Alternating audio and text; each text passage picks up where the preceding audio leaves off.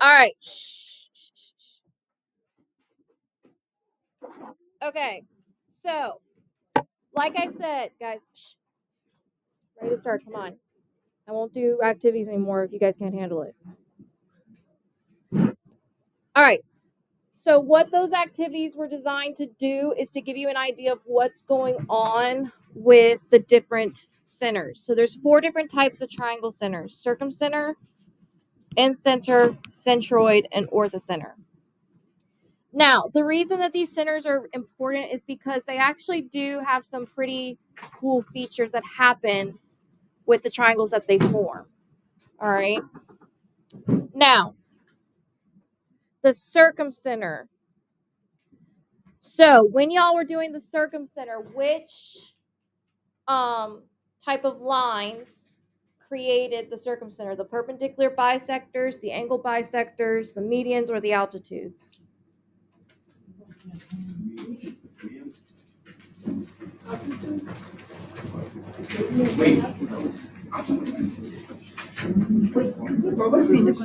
So, what line types? So, the perpendicular bisectors, the angle bisectors, the medians, or the altitudes created the circumcenter? Nope. The circumcenter? The circumcenter. Median. Nope. It's the perpendicular bisectors. All right.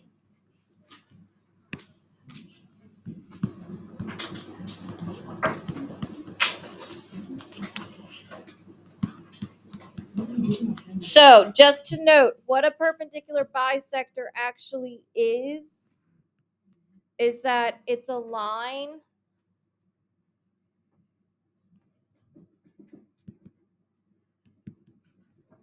that goes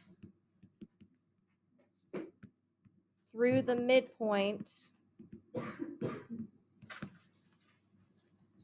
of each side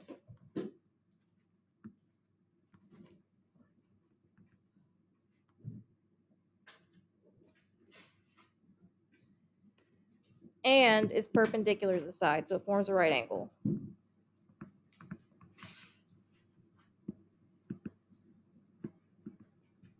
That's what a perpendicular bisector is. So these lines right here, see how they are going through the midpoints of the triangle. So X, Y, Z are your midpoints, and they're crossing the sides at a right angle. And you know they're your midpoints because if you, what does a bisector do? Cuts in half. It cuts these sides in half, which we can tell by these lines. All right. So the circumcenter right here is formed by the perpendicular bisectors. Now, another way the circumcenter is formed is if you got to the part about the circumcircle, all right? The circumcircle is a circle, and this is going to be an ugly circle, but it's a circle that if you drew it, and again, ugly circle, that's not even close. Okay, let's do this.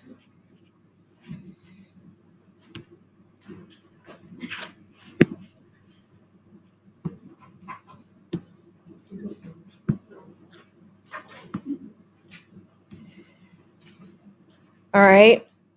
So this circle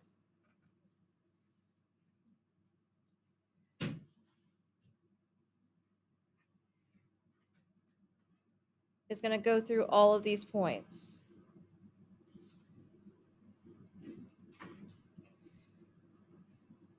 I can get to line it up.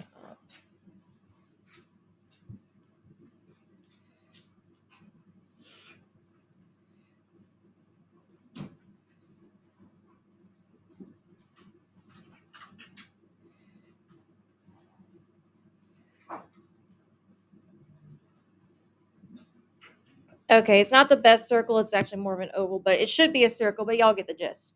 All right.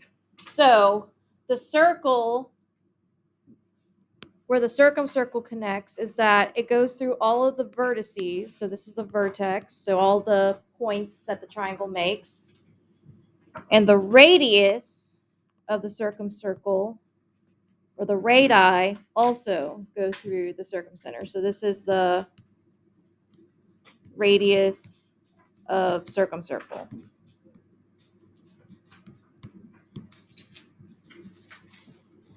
Now, why is this important? Well, some things that happen with the circumcenter is that the circumcenter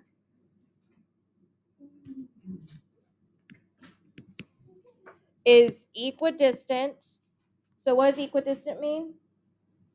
Same distance from each vertex of the triangle. All right. So, and again, it's also the center of the circumcircle. Guys, quit.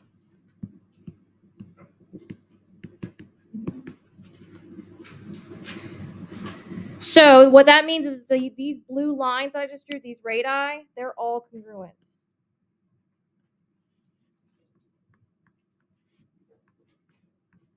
That's what's special about the perpendicular bisectors with their with the circumcenter. Those lines that they create from the center to the vertices are all congruent. They're equidistant.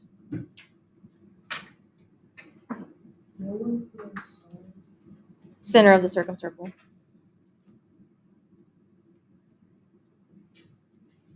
Now, that is perpendicular bisectors. The incenter is created by angle bisectors. And y'all know what those are. What's true about an angle bisector? They cut the angles in half. So your angle bisectors are right here. So these are all your angle bisectors, which we can tell because they create these congruent angles. So this angle is congruent to this one. These two are congruent to each other, and these two are congruent to each other. And that's what creates the incenter right here. Now, what's special about the incenter is that the incenter is equidistant, so same distance from each side of the triangle. So if you look right here, if you looked at these lines, if you drew the lines straight from the center to the side, all right, what happens is that these sides, they're equidistant. All right, so all of these are the same. They're all congruent.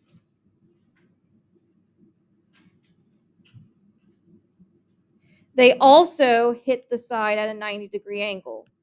So it's not a perpendicular bisector because they don't go through the midpoint, but they are perpendicular. So the lines that you draw from the center to the side would be perpendicular to that side.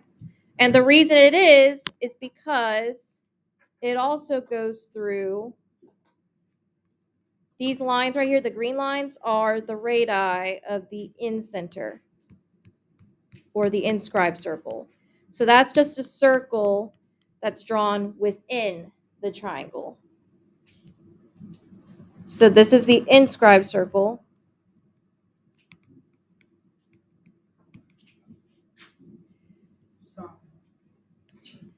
And these would be the radius of those circles.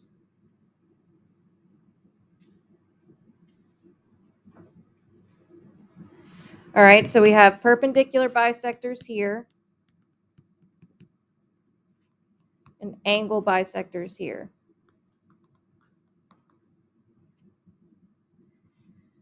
So it's also good to note with these, it's also, that center is also the center of the inscribed circle.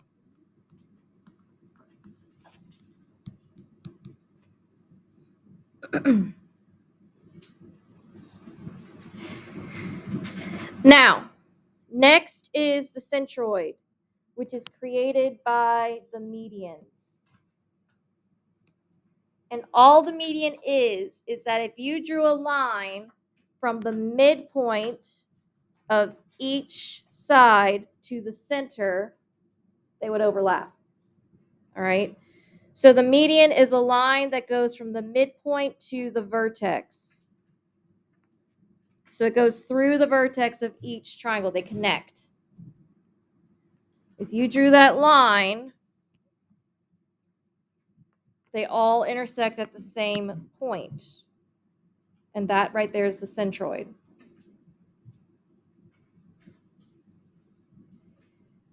And you can tell that it's with the midpoints because all the segments are cut in half perfectly.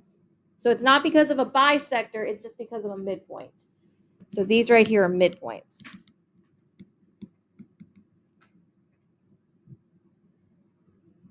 And these green lines are the medians. Now, the way a median works, or the centroid, is a centroid is created by a vertex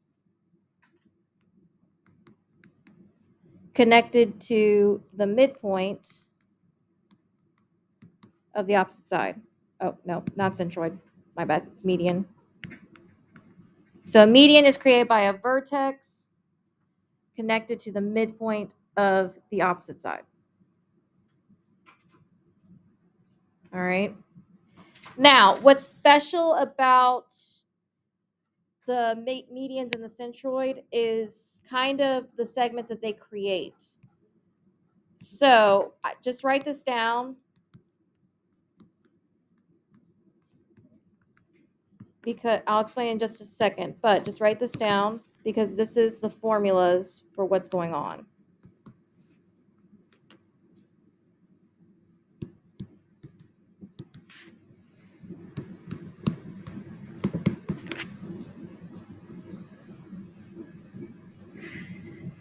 So essentially, if you were to break up the median segment into its two pieces, there's a long piece and a short piece, where the center, or where the centroid is kind of its dividing mark. All right.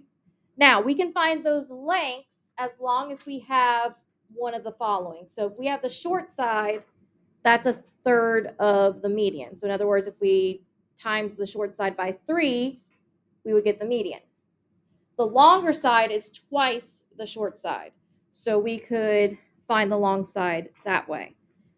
So what I mean by that is if I'm looking at the median, all right, the whole line is the median.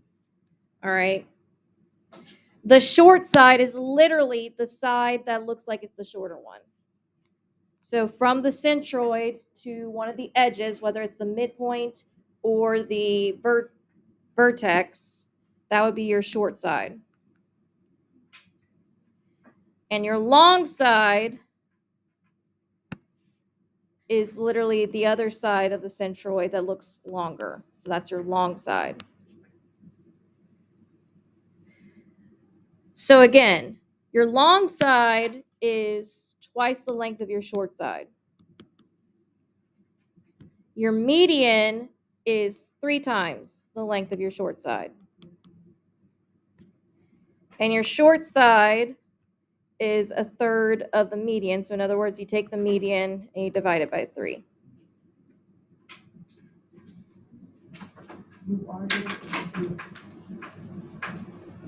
We're going to do a lot of practice with this. So I'm telling you the rules right now, but then we're going to do practice. Now, the last one is the orthocenter. And the orthocenter is created from the altitudes. And all an altitude is that an altitude is created by a vertex connected to the opposite side so that it is perpendicular to that side. So not to be confused with perpendicular bisector. The difference between a perpendicular bisector and an altitude is an altitude goes through the vertex of each triangle. Perpendicular bisectors go through the midpoints. All right. So if you look here, my altitudes would be if I drew from the vertex all the way to the side so that it forms a right angle. And if you look, it's not going to be precisely in the middle. So all of these are altitudes. And the centers that they form is called the orthocenter.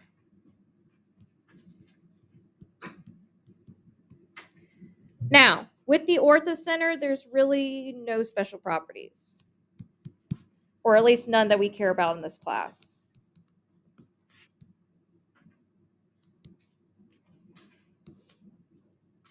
All you need to know about an orthocenter is that it's created from the altitude, and the altitude is perpendicular to the side. That's all you need to know about an orthocenter.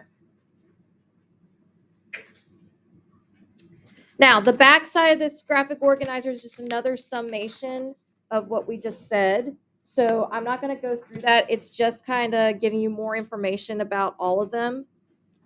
So, like for example, here's an example of all the lines. So if you forget what a perpendicular bisector is, there it is. Angle bisector, a median, and an altitude.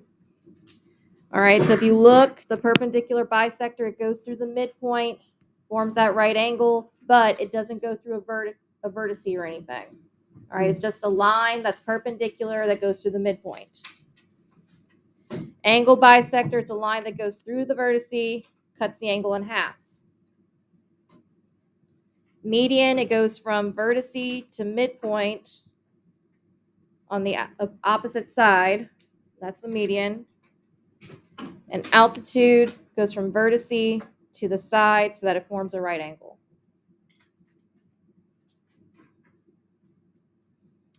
Any questions on just the specifics? All right, we're going to do some problems, like actually using these formulas. All right, so let's go back to your packet. So look at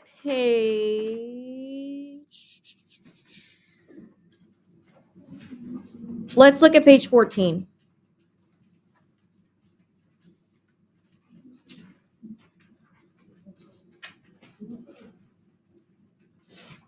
So page 14 of your packet.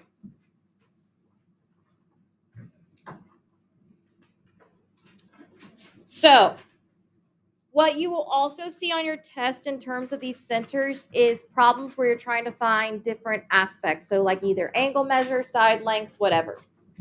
All right. So we're going to do some examples that involve circumcenter, incenter, and the median. All right. Now, in the diagram, the perpendicular bisectors, which are the dashed segments of triangle ABC, meet at point G, which is the circumcenter. So we're dealing with a circumcenter here. And we're going to find the indicated measures. So first off, let's just look at what they gave us already. So here's point G. We know that the perpendicular bisectors all meet at right angles. So those are all right angles.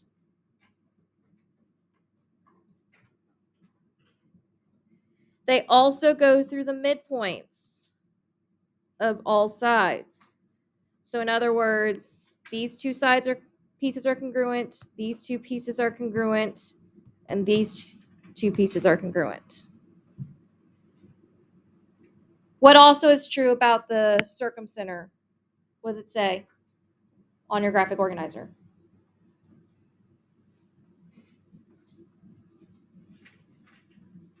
So on your graphic organizer, what does it say about the circumcenter besides formed by perpendicular bisectors? It's what? What about the vertex?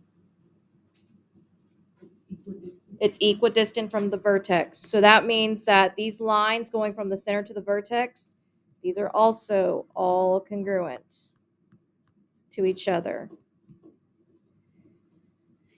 So that should give us an idea of where to start. So segment AG. So this segment right here. All right. What do you think that measure is?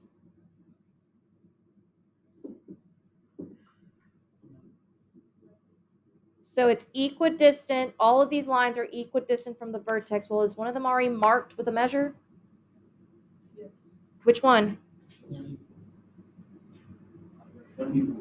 It's not 24. It's 25. So see how this line right here is marked with a 25?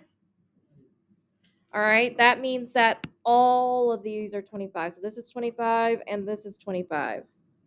So not only is AG 25, BG would also be 25.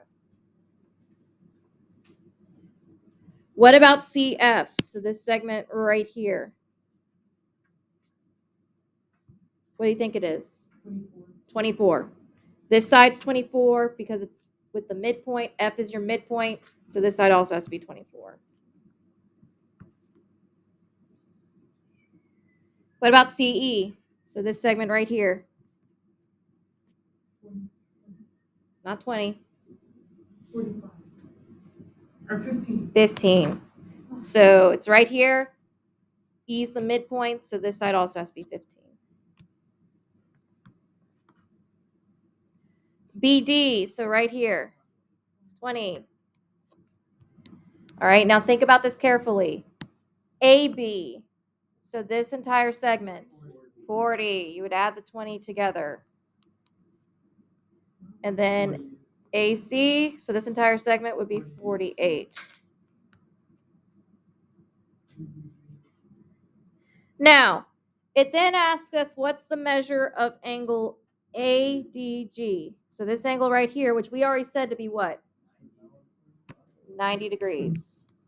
Because it's right where the perpendicular bisector meets the side. So we already know that since it's perpendicular, that means 90 degrees. Now, it then says if BG equals 2x minus 15, find x. Well, first off, what's BG? What's the length of BG? 25. So how do you think I'm going to set up this equation? 2x minus 15 is equal to 25 because that's the length of BG. And then we just solve for x. So I add the 15. I get 2x is equal to 40. Divide by 2. What's x equal to? 20.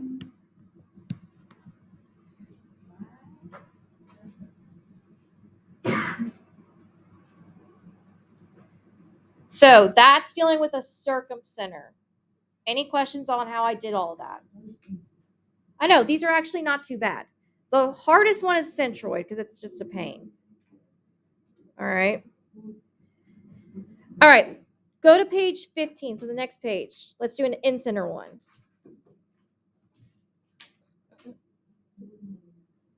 So point T is the in-center of triangle PQR. So this point right here is your in-center. And the in-center is made up of what lines? Your angle bisectors. So these are made up of your angle bisectors. So what does that mean? It's equidistant to the side. Well, it's equidistant to the side of the triangle, so that means that these three are congruent. But what does an angle bisector do? It cuts the vertice in half. So these angles are congruent, these two little angles are congruent, and these two little angles are congruent. So, based off of what we know, that means that ST is what length? So ST is right here. It's 15 because we already know what WT is, which is another distance from the midpoint, not the midpoint, the in-center to the side. So ST has to also be 15.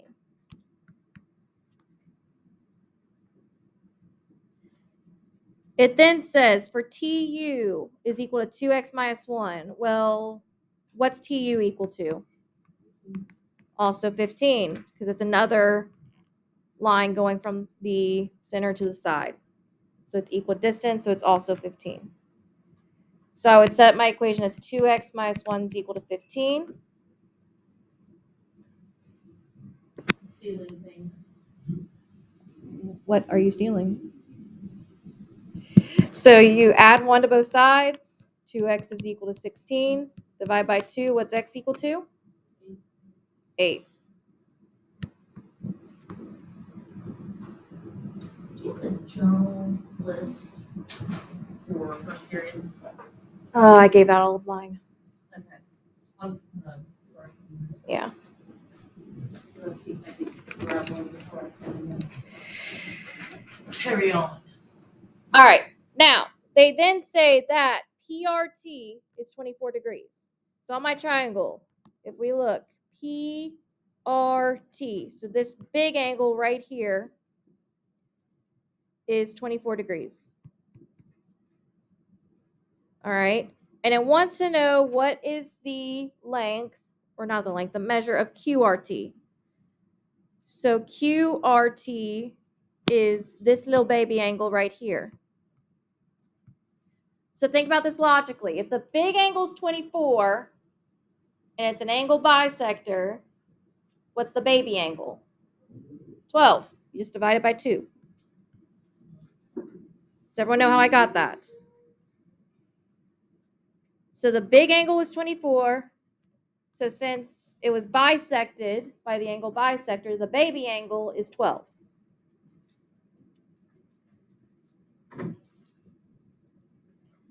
Then RPQ. So RPQ, so this big angle right here is 62. So that means that RPT, so this baby angle right here is what? 31. Just divide it by 2. So these are types of questions that I'll ask you about in center. Any questions on that? Pretty, not too hard, right? Pretty good? All right, last thing we're doing today is this last problem, centroid. Now, centroid is definitely the one that confuses a lot of people because of the whole short, long, median type thing, all right? So again, centroid's made up by the medians. Now, they said that AD is 8, which they already marked. AG is 10, which they marked. BE is 10, which they did not mark, so that's 10. AC is 16, so this entire angle is 16. And CD is 18. So this entire length right here is 18. And wants us to find the length of each segment. So remember, the medians go through the midpoints. So that means all of these little sides are congruent. All right.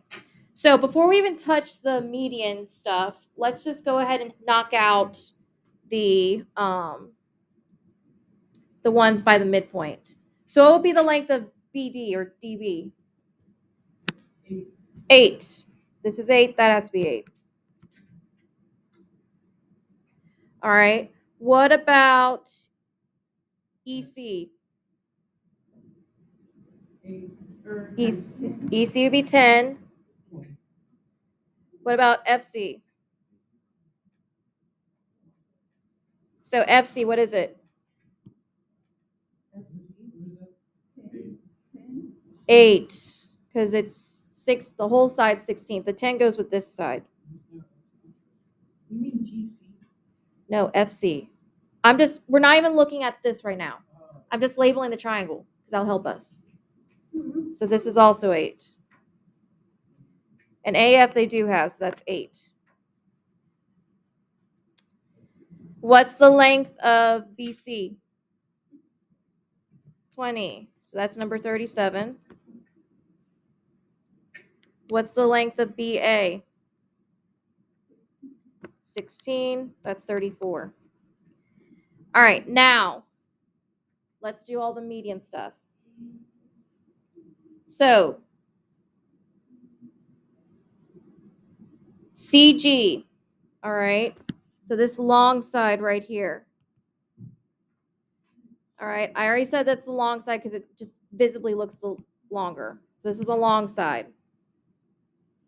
They gave us the what? The whole or the median. So we kind of have to go through the short to get to the long. All right. It's kind of the middleman. So how does the median and the short side relate? So the short side is DG. How does the median relate to the short side?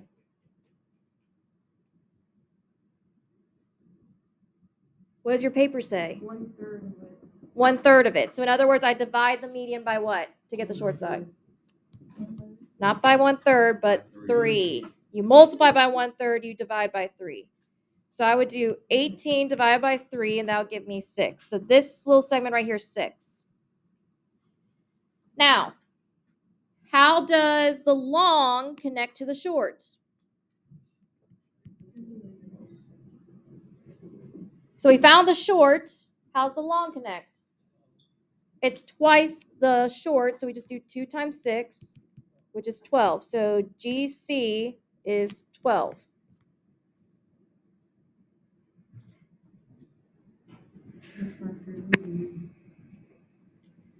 So all I did with this line right here, you've got to go through the short to get between the median and the long. All right. So they gave us the median. I divided it by 3 to get the short. So that's 6. Then the long is twice the short. So I multiply by 2 to get the 12. And that's the one we want to find. Now, GE. So this segment right here. They gave us the green segment that I have right here, or the 10, which, what is that? The long, shorter, median. It's the long. So how does the long relate to, what's this segment? The short. How does the long relate to the short? You went divide by 3. Long is double the short. So if I'm given the long, how do I get the short? Divided by 2. So if I do 10 divided by 2, that gives me 5.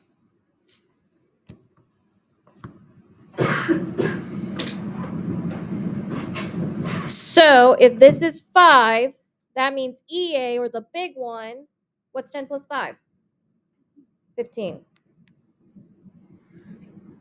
And then GD, we already found to be 6. And that's all you have to do with the centroid. So the centroid, it's a little bit messy, but that's how you would deal with the centroid. All right. Any questions on any of this stuff?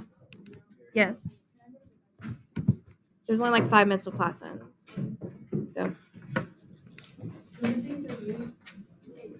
All right, guys. So there's a new Delta Math for you, as well as a quizzes on this. All right. Midnight by test day. So Friday by midnight.